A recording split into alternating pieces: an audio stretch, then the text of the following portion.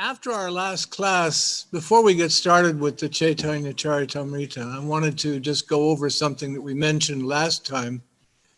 We mentioned the 6 kinds of avatars, and I got a question after the class: what are the 6 avatars and why are they that?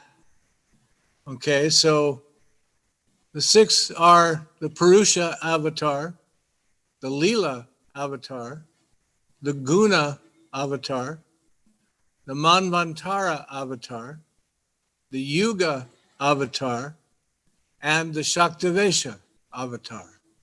Okay? These are the 6. One moment.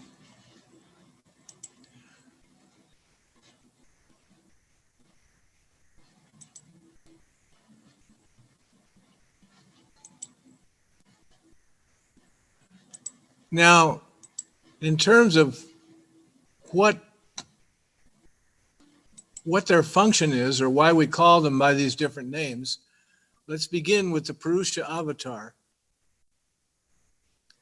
The Purusha avatars are the Mahavishnu, Garbhodakshaya Vishnu, and Kshirodakshaya Vishnu.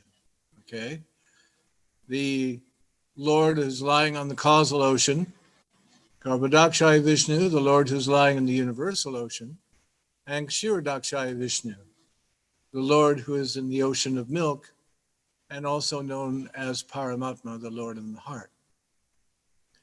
Lila avatars, these are pastime incarnations. We know what the word Lila means. So these are incarnations that appear in order to carry out some particular pastime. Some of these include Narada Muni, the Kumaras, Braha, the boar avatar, Matsya, Hamsa avatar, of course, Nrsingadev, Vamana, Mohini, Vyasdev, Krishna, Buddha, and Kalki. These are the avatars who appear to execute a particular kind of pastime, or to perform a particular pastime. Then there are the Guna avatars. They are the avatars that are in charge of the 3 gunas. We know what the 3 gunas are. 1, goodness. 2, passion. 3, ignorance. So Vishnu assumes the post of the Sattva Guna avatar. Brahma takes on the Rajik Guna, the mood of passion, the mode of passion. And Shiva is in charge of the mode of ignorance, the Tamas Guna. Okay, Tamas. Then there are the Manvantara avatars. Now, in Brahma's day, there are 1,000 Chatur Yugas. And those are divided into 14 periods of the rule of Manu. So there's 14 different Manus. And in each of these Manus, which are known as Manvantaras, incarnations during these Manvantaras are listed. They include Yajna, Vibhu, Satyasena, Hari, Vaikunta, Ajita, Sarvabhauma, Rishabh, Dharma, Sudama, Yogeshvara, and so forth.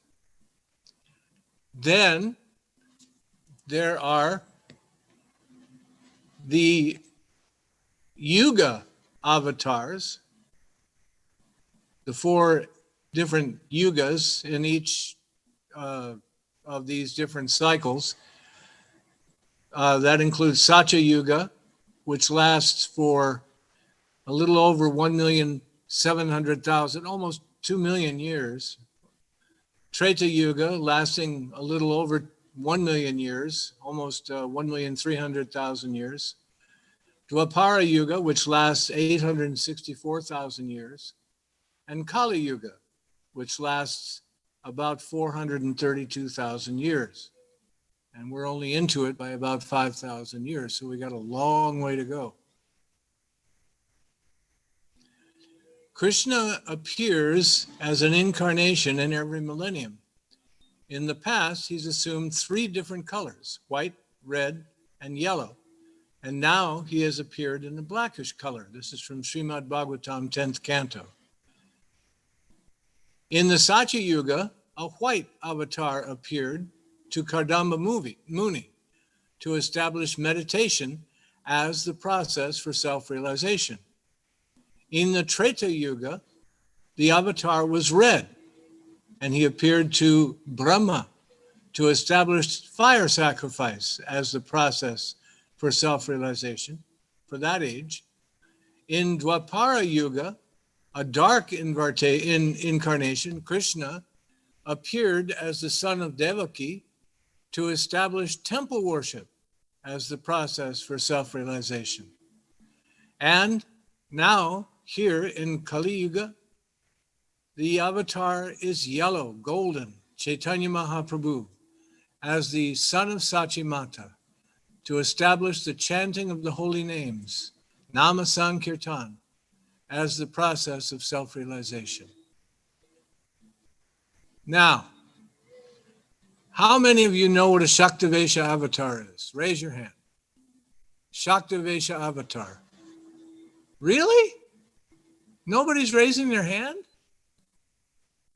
Srila Prabhupada is a Shaktavesha avatar. A.C. Bhaktivedanta Swami is a Shaktavesha avatar. The Shaktavesha avatars are unlimited. Some are mentioned in Vedic literatures as examples. The Lord empowers a living entity with some particular energy, power, Shakti, for some specific activity to represent him. And that living entity is called the indirect or Avesha, Shaktavesha avatar. And so, we all know at least one, maybe 2 Shaktavesha avatars. Okay? So, there you have it. That's the 6 avatars. Namaste, soul. Haribol. Okay, now beyond that, let's get into chapter 21 of Chaitanya Charitamrita. In this chapter, Sri Chaitanya Mahaprabhu fully describes Krishna Loka, the spiritual sky, the causal ocean, and the material world, which consists of innumerable universes.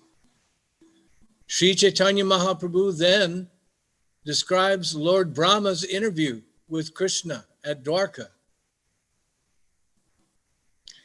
and the Lord's curbing of the pride of Brahma, when Brahma stole the children and the calves. There is also a description of one of Krishna's pastimes with Brahma. In this chapter, the author of Chaitanya Charitamrita, Krishnadas Kaviraj, has presented some very nice poems about the pastimes of Krishna and Krishna's amazing, super excellent beauty, which we'll get into a little bit. Throughout the rest of the chapter, our intimate relationship with Krishna, or Sambandha, is further described. Now, throughout this chapter, he's teaching Sanatan Goswami. This is what he's doing. He's teaching Sanatan Goswami. These are some of his teachings to him. The spiritual and material universes Sri Chaitanya gives a description of Devi Dham, Mahesh Dham, Hari Dham, and Goloka Dham. Goloka, Mathura, and Dwarka. He extensively describes the qualities and opulence of Krishna, which enchants everyone in the universe, all the universes. The full extent of Krishna's greatness, however, is unfathomable, even to Brahma. The Supreme Personality of Godhead, Krishna, is the master of the three worlds and the three principal demigods, Brahma, Vishnu, and Shiva. No one is equal to him or greater than him. By his spiritual potency, he is known as Svaraja Lakshmi. All his desires are automatically fulfilled because he is God, he is Krishna. While offering their dues and presents and making offerings in worship, the predominating deities of all the planets touch the lotus feet of the Lord with their helmets, and they offer prayers to the Lord.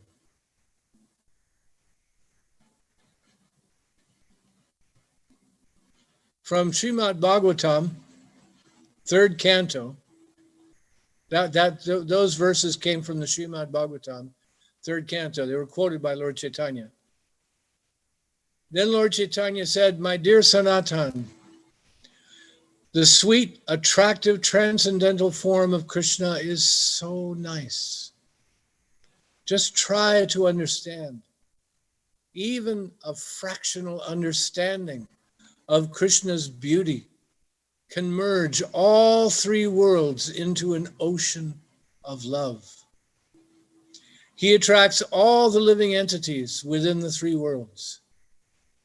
The wonder of Krishna is in his personal feature is so great. The wonder of Krishna is so great that it attracts even Krishna to taste his own association. And thus Krishna becomes very eager to taste that wonder. Total beauty, knowledge, wealth, strength, fame, and renunciation. These are the 6 opulences of Krishna. And he's eternally situated in these opulences. So Krishna is so attractive that he even attracts himself. He's like, sees his reflection and is like, who is that? Whoa. And so this is why he appears as Lord Chaitanya, so that he can experience himself. Bhaktivedanta Swami says, Krishna has many pastimes, of which his pastimes in Goloka Vrindavan, or the Gokula Lila, are supreme. He also has pastimes in the Vaikuntha planets, the spiritual world, as Vasudev, Shankarshan, Pradyumna, and Aniruddha. In these pastimes, in the spiritual sky, he lies upon the causal ocean as Karanadakshaya Vishnu, the Purusha avatar. His incarnations as a fish, a tortoise, and so forth, are called his causal incarnations. He incarnates in the modes of nature as Lord Brahma, Lord Shiva, and Lord Vishnu. So here we go. This is the same again, where he's teaching about the Lila avatar or causal avatars. He's talking about the Guna avatars, Brahma, Vishnu, and Shiva. He also incarnates as empowered living entities, Shakti avatars, Prithu and Vyas. The super soul is his localized incarnation, and his all-pervasive aspect is the impersonal Brahma, favoring them, his devotees. Krishna rides on the chariot of the minds of the gopis, favoring them. Krishna rides on the chariot of the minds of the gopis. Wow. And just to receive loving service from them, he attracts their minds like Cupid. He is therefore called Madana Mohana, the attractor of Cupid. Cupid has 5 arrows. I'll bet you didn't know that. He has 5 arrows, each one for each one of the senses. He has an arrow representing form, taste, smell, sound, and touch. Krishna is the actual owner. Cupid uses them, but Krishna is the owner of these 5 arrows. And with his Cupid-like beauty, he conquers the minds of all the gopis. Although they, of course, are very proud of their super excellent beauty. Becoming a new Cupid, Krishna nevertheless attracts their minds and engages them in the rasa dance. When Lord Krishna wanders in the forest of Vrindavan with his friends on an equal level, there are innumerable cows grazing in the fields. This is another of the Lord's blissful enjoyments. When he plays on his flute, all the living entities, including the trees, the plants, the animals, and the human beings, tremble in ecstasy and are saturated with jubilation. And tears flow constantly from their eyes like torrents of rain. The Supreme Lord, the personality of Godhead, Krishna, is full in all 6 opulences, including his attractive beauty, which engages him in the conjugal love with the gopis. Such sweetness is the quintessence, the ultimum, the summum bonum of all of his qualities.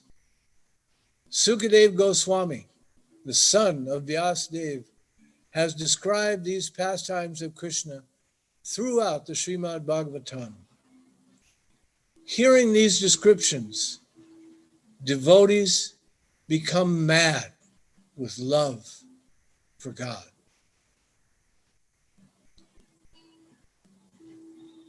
Lord Chaitanya continues, "O my Lord, the transcendental body of Krishna is very sweet. And his face is even sweeter than his body. The soft smile on his face, which is like the fragrance of honey, is sweeter still.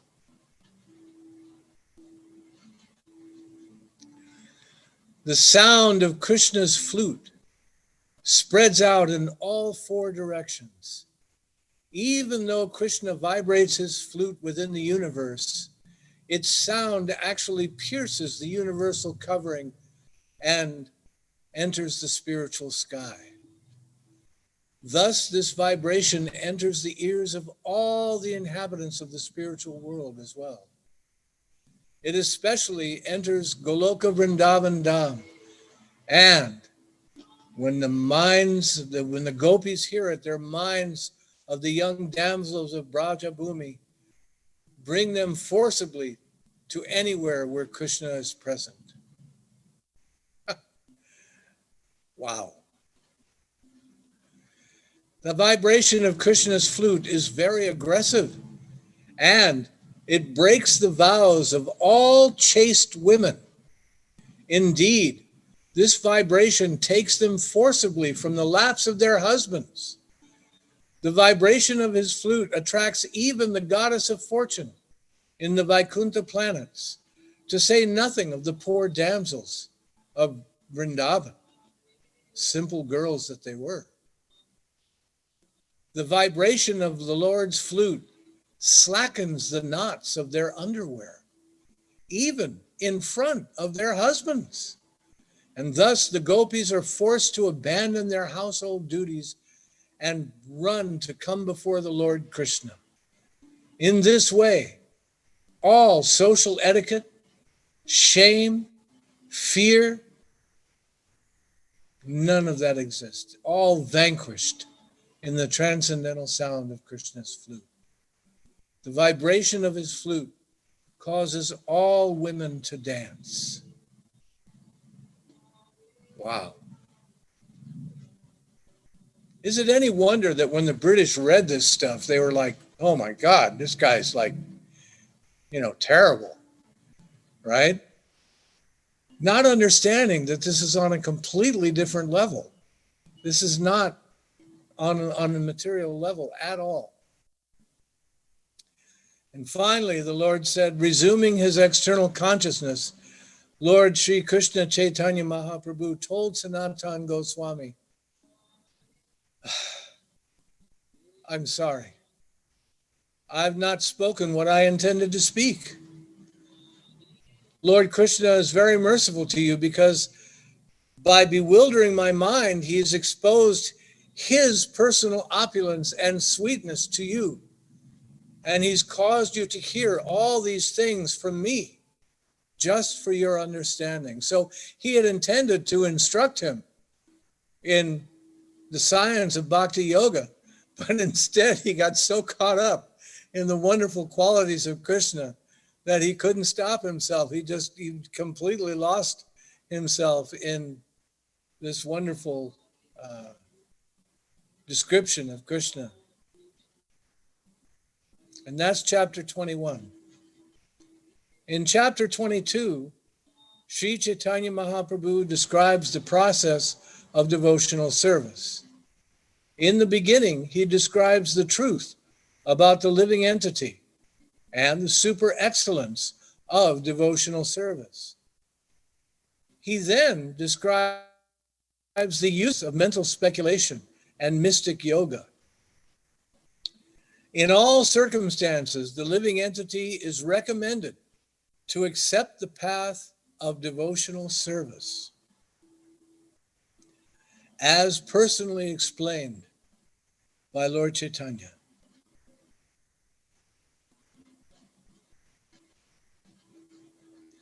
The speculative method of the so-called jnanis is considered simply a waste of time. And that is proven during this chapter 22. An intelligent person should abandon the process of karma kanda, jnana kanda, and mystic yoga. They should give up all of these useless processes and take seriously to the path of Krishna consciousness, bhakti yoga. In this way, one's life will be successful. If one takes to Krishna consciousness fully, even though he may sometimes be agitated because he previously practiced some mental speculation or some yoga mysticism, nevertheless, he will be saved by Lord Krishna himself. That's the power of devotion. The fact is that devotional service is bestowed by the blessings of a pure devotee. Samahatma Sudurlabha.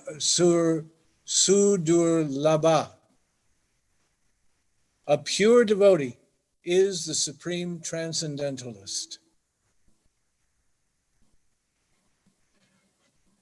And one must receive his mercy for one's dormant Krishna consciousness to be awakened. One must associate with pure devotees. If one has firm faith in the words of a great soul, then pure devotion will awaken. Let me repeat that. If you have firm faith in the words of a great soul, a pure devotee, then your own pure devotional service will awaken. In chapter, Lord Chaitanya has differentiated between a pure devotee and others. He also describes the characteristics of a pure devotee in this chapter. A devotee's most formidable enemy, he says in this chapter, is the association with women in an enjoying spirit. Also, right alongside of that, is association with non-devotees also being condemned, because it is also a formidable enemy on the path of devotional service. If we're in a situation where we're either, trying to cultivate our love for Krishna in the early stages of bhakti, sadhana bhakti, then we may get caught up. Maya is doing everything she can to get you off of that path. She's saying, no, you don't want that. That's boring. It's all a bunch of myths and stories. It's boring. You want a real girl. You want a real lover. Okay, so I shouldn't think that this is this is only that any doesn't mean that women should not have the association of women. It means that anyone engaging or desiring to engage in devotional service should avoid the association of the opposite sex in an enjoying mood. Okay? Now, of all four of the, what do they call them? The stages of life, the child, the student, the grihastha, the vanaprastha, and the sannyasi. The brahmachari, the grihastha, the vanaprastha, and the brahmachari, and the sannyas. Three of these are without the opposite sex. Only grihastha life is permitted. Grihasthas are the only ones that are allowed to associate with the opposite sex, and then only under very, very strict circumstances in order to increase one's devotion. Okay? So don't take this as being some kind of, anti-woman thing. It is whatever. It also talks about non-devotees being condemned, association with non-devotees, because again, they can take you off the path. They can say, well, hey, I've got this great idea that's going to make $1 bazillion. And all you got to do is give up all that nonsense and come with me and let me teach you how to do this. The point is, one must fully surrender to the lotus feet of Krishna, giving up all attraction for the opposite sex and for non-devotees. Okay? The 6 symptoms of fully surrendered souls are also described in this chapter. Devotional service has been divided into 2 categories, sadhana and raganuga, sadhana bhakti and devotional service in regulated devotional service, and spontaneous love, raganuga bhakti. There are also 64 items listed in regulative devotional service, 64, not just 9, 64 items listed in regulative devotional service. And out of these 64, the last 5 are considered to be most important. By practicing even one of the 9 processes of devotional service, one can become successful. Speculative knowledge and mystic yoga cannot help you in devotional service. Speculative knowledge and mystic yoga cannot help you.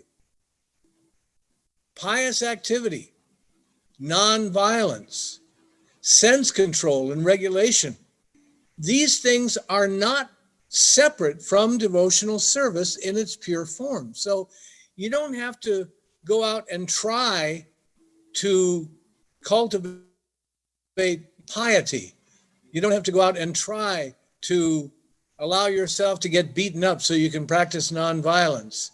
You don't have to try to do these things, because as you become fixed in your own devotional service, these qualities of piety, nonviolence, sense control, and sense regulation, they come of their own accord. If you engage in devotional service, all good qualities will follow. You do not have to cultivate them separately.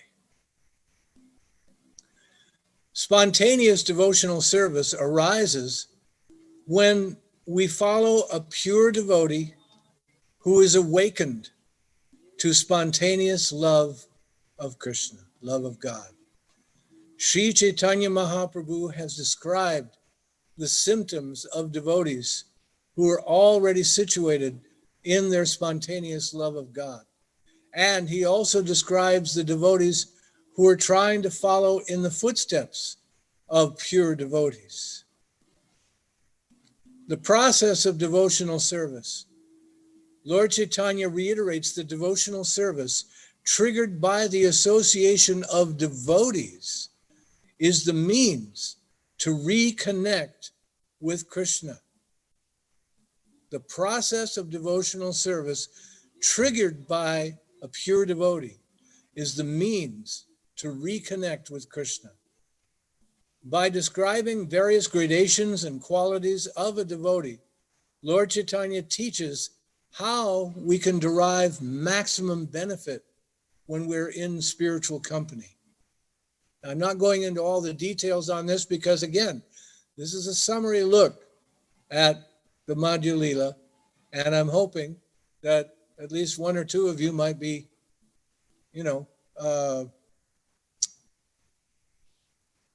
desirous then of reading it on your own, reading the whole thing.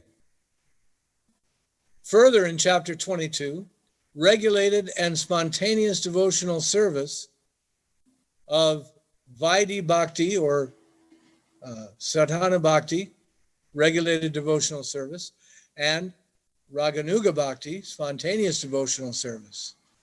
Expanding on the regulative part of devotion, Lord Chaitanya delineates the 64 items of devotional service which can help awaken one's devotional dormant consciousness of Krishna.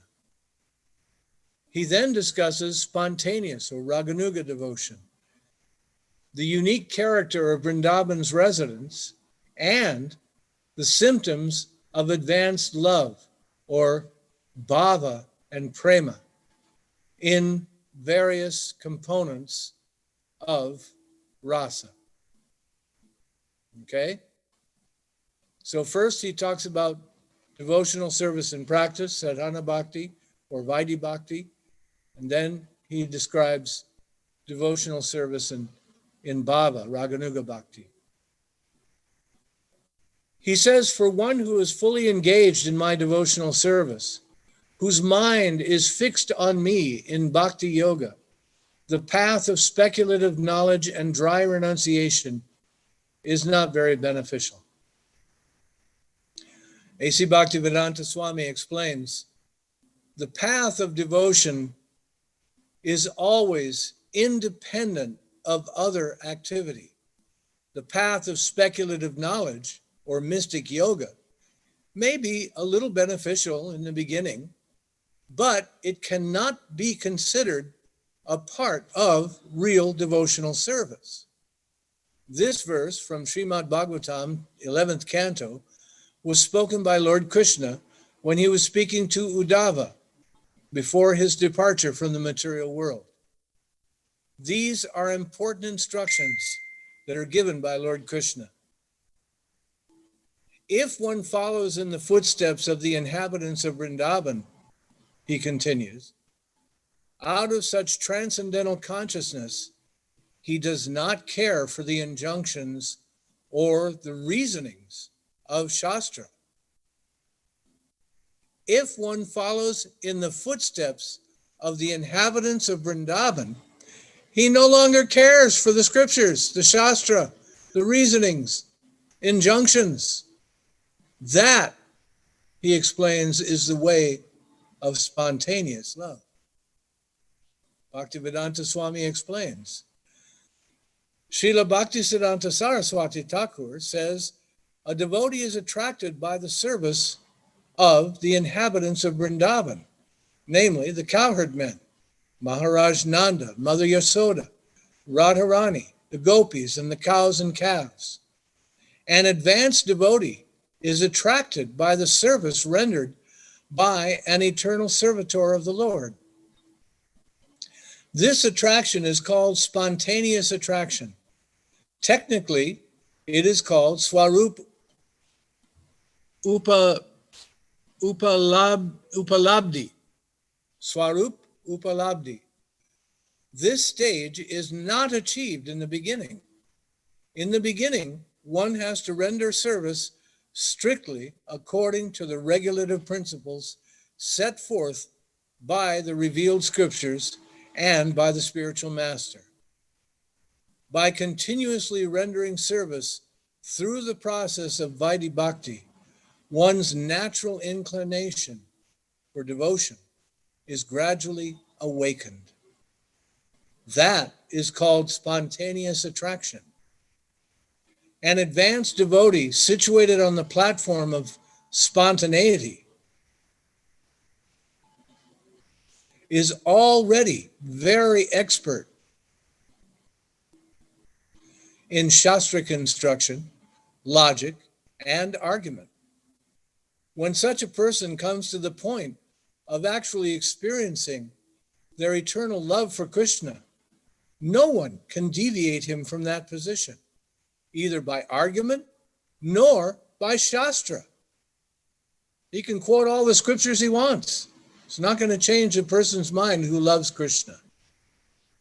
An advanced devotee has realized his eternal relationship with the Lord, and consequently, he does not accept the logic or arguments of others. Such an advanced devotee has nothing to do with the sahajas, who manufacture their own way and commit sinful activities by indulging in illicit sex, intoxication, and gambling, if not meat eating, all in the name of, Krishna does it, why shouldn't we do it? This is the way we devote ourselves to Krishna, according to the sahajas. Sometimes sahajas imitate advanced devotees, and they live their own whimsical way, avoiding the principles set down in revealed scriptures. Unless one follows the 6 Goswamis, Rupa, Sanatan, Raghunath Bhatta, Jiva, Gopal Bhatta, and Raghunath Das, one cannot be a bona fide, spontaneous lover of Krishna. This is explained over and over and over again, many times in many of Bhaktivedanta Swami's books. A person who attains some kind of,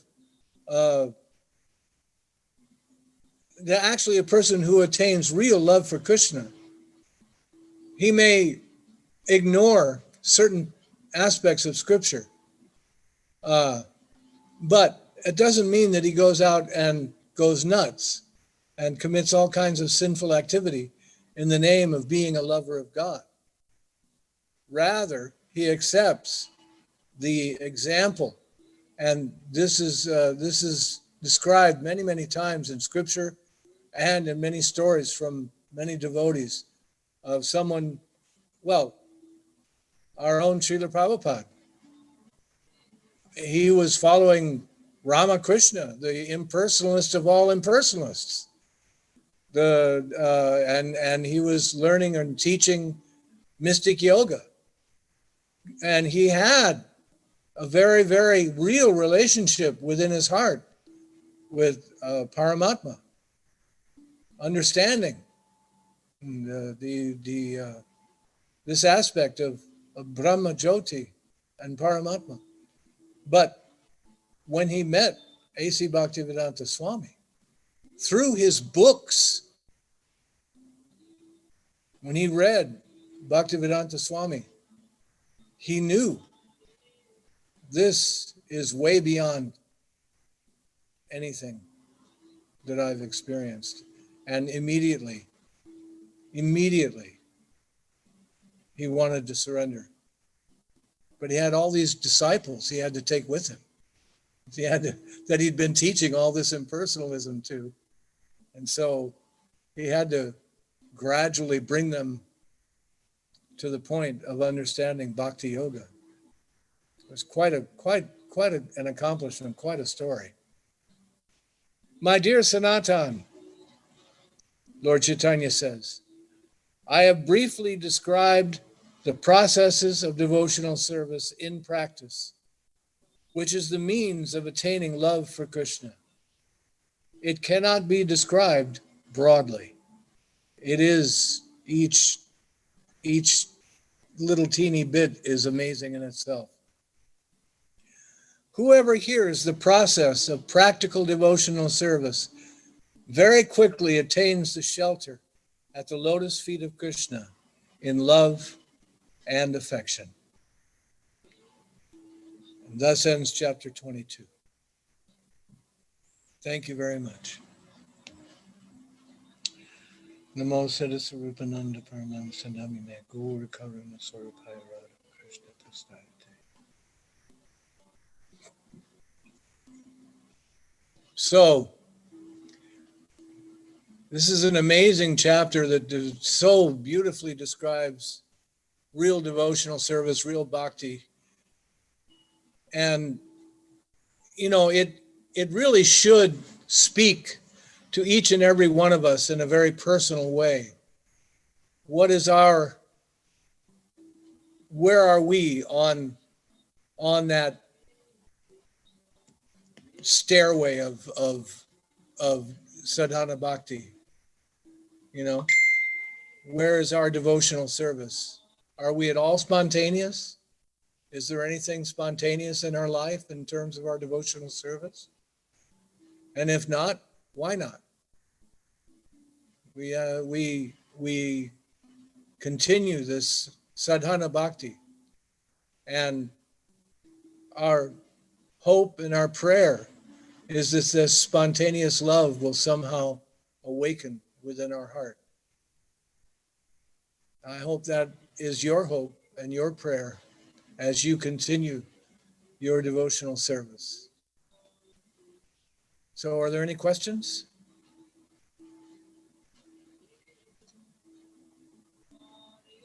Daryl. Haribo, sir. Namaste. Namaste. It's just a quick one, really. Well, I think you probably answer it quickly. It's when we say Vrindavan Dham, and you were saying like Goloka Dham, what does the Dham actually mean, rather than saying Goloka or Vrindavan? Well, Dham is an area. It's kind of like in the Philippines, we have, what do we call them? They're not like Metro. county, but, huh? Metro, is it? Not No. It's like within, like here in Las Piñas, we're in Talon 5, and that is a section of Las Piñas, and it's like a district. There you go. And so like Dham is like a district, and there are many districts in Vrindavan, and also the whole of Vrindavan can be taken as a district as well. So there's Mathura Dham, Vrindavan Dham, Dwarka Dham. These are like in this explanation, in this context, they're like the whole area that is covered by Dwarka, the whole area that's covered by Mathura. Mathura actually includes Vrindavan, but Vrindavan Dham is a separate district. Yeah, for the sake of devotees anyway. Okay? Because Yeah, because when we say like the Jai Om prayers, you know, we tend to say Vrindavan Dham, you know, Ki Jai, and so on. Like, so yeah, I wasn't sure what the Dham bit meant, you know. Well, now you know. Now you know. Yeah, I do now. Thank you very much for clearing that up. Hobol, thank you for this. It's always nice good talk. if there's something that we're chanting or that we're saying all the time, you know, like Hari Bol. If you don't know what Hari Bol means, then you should ask somebody. You know, what does that mean? Why do we say it?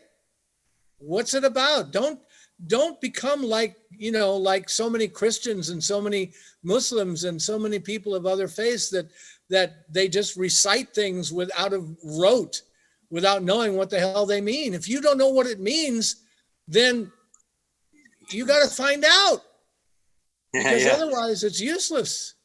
I've only been chanting for 14 years, Well, and I never really knew it. Yeah. Okay. So there you go.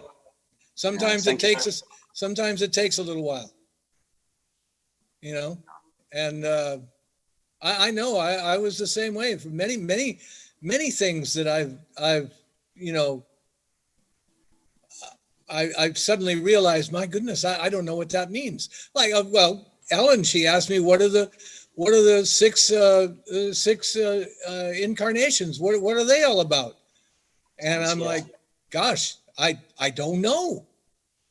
I don't know. I think there's guna avatars, and I think that there's Saktivesha avatars, and I think that there's, you know, all these different avatars. But in terms of an actual definition of what they are, I didn't know. I had to look it up. So you can do the same, or you can ask someone who knows. Okay. Any other question? No, thank you. But I was just struck by that that verse that you said. You know, if you have firm faith of the words of a great soul, a pure devotee, then your own devotional service will awaken. Yep. And that's what verse was that? Do you mind me asking? It was Chaitanya Charitamrita. Which do you know? Well, we're in chapter 22. Hang on. Which Lila? Hang on. Where did I say that? Yeah, sorry. What I do is I have a full Chaitanya Charitamrita, and I take verses out of it and purports out of it, and I put it on a separate piece of paper. And I don't often give, you know, where it came from. Yeah. Just a ballpark area would be fine, because I can look it up on there. I'm just trying to share it with you.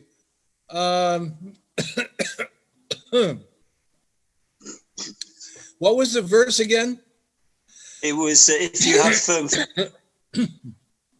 have firm faith of the words of a great soul, then your own pure devotional service will awaken.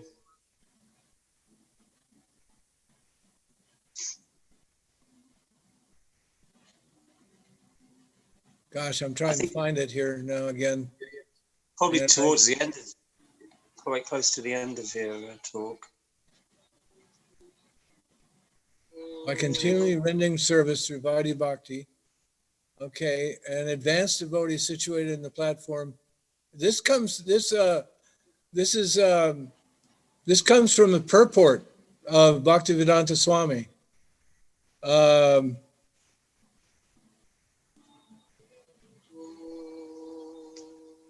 Such an advanced devotee has nothing to do with the sahajas.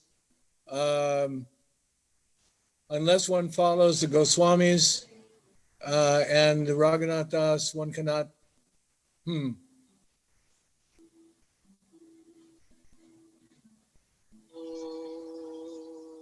I can't find that particular sentence.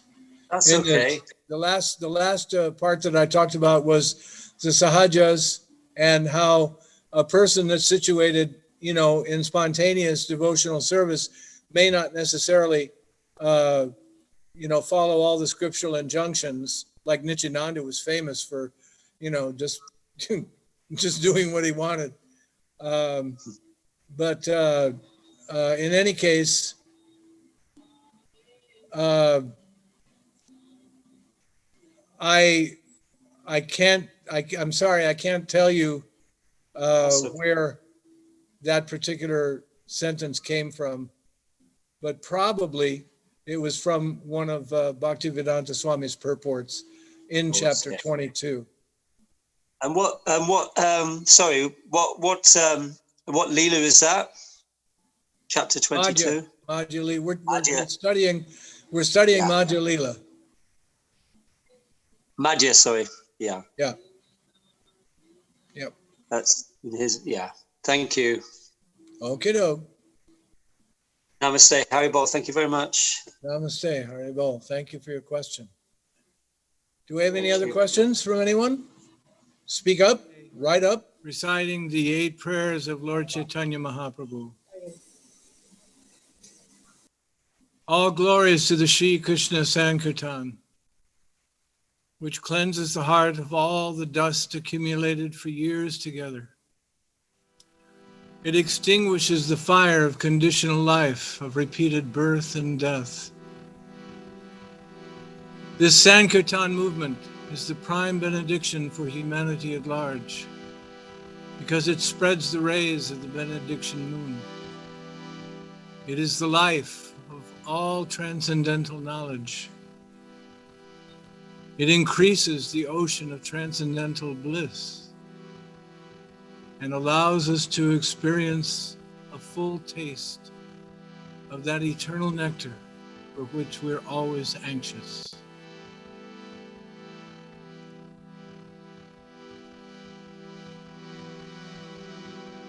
O my Lord, your holy name alone can render all benediction upon the living being. And thus you have hundreds and millions of names, like Krishna, Rama, Govinda, Allah, Jehovah, El Shaddai, Damodar, Madana Mohan. And in each of these transcendental names, you have invested all of your transcendental potencies. And there aren't even any hard and fast rules for chanting these holy names. My Lord, you have so kindly made approach to you easy by your holy name. But I'm so fallen, so unfortunate. I have no attraction.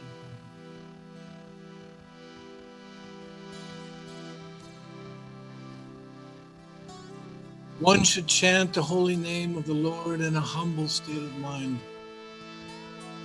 feeling oneself to be lower than the straw in the street, more tolerant than a tree, devoid of all sense of false prestige, ready to offer all respects unto others. In such a state of mind, one can chant the holy name of the Lord constantly.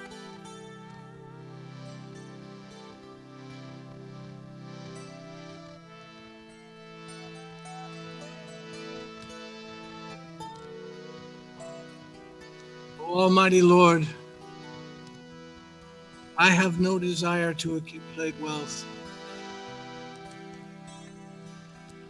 nor do I want for the company of beautiful women, nor do I want any number of followers of mine. All that I want is that I might have your causeless devotional service in my life, birth after birth after birth.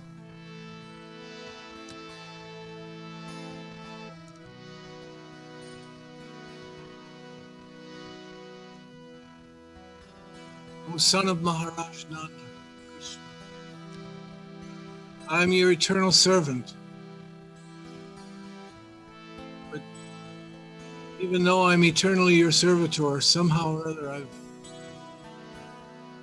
fallen into this dark ocean, material birth and death. Please, therefore, please lift me up. Lift me up from this ocean of death. Place me as one of the atoms dust on your lotus.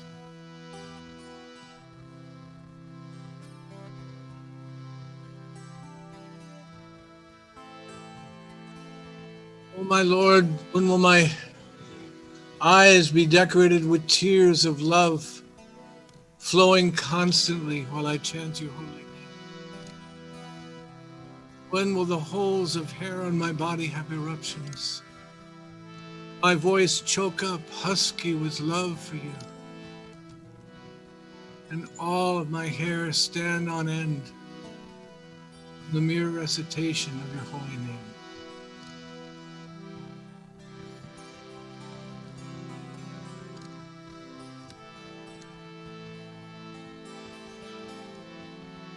Oh Govinda, Govinda, Govinda, Govinda, Govinda. Feeling your separation, I'm considering a single moment to be like 1,000 years or more. And tears are flowing from my eyes like torrents of rain. Everything in this world is empty and vacant, useless. The absence of you.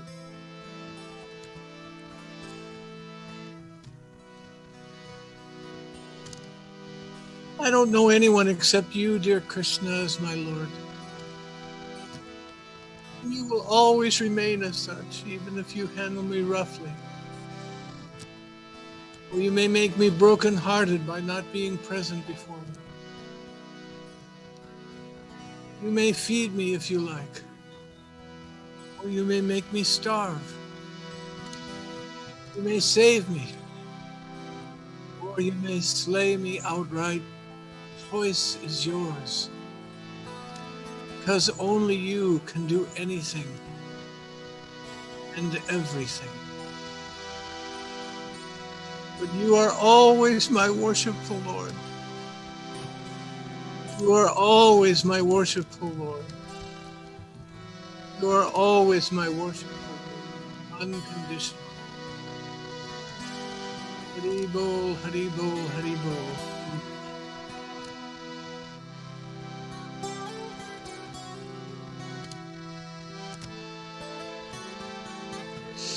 Oh, Krishna. Hari Bol.